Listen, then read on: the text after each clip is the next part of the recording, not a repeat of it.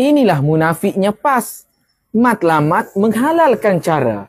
Tengok kepada poster ini, orang bagi apa pun, ambil. Undi tetap PN. Orang bagi rasuah ke, orang bagi sogokan ke, terima.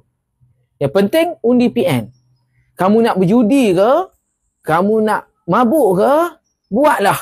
Nak makan dadah ke, makan apa pun, yang paling penting undi Perikatan Nasional. Itulah maksudnya matlamat menghalalkan cara. Walaupun PAS seperti ini, kita tolak rasuah, kita tolak sogokan. Tapi bila dapat, ambil undi PN. Kenapa? Bila undi PN, dosa-dosa itu akan terhapus. Begitu ke? Inilah sahabat-sahabat, orang-orang Sabah, jangan kamu percaya dengan PN ini. Inilah penunggang agama yang jelas, nyata, terbukti dan berfakta hari ini adalah Perikatan Nasional yang di bawah PAS itu.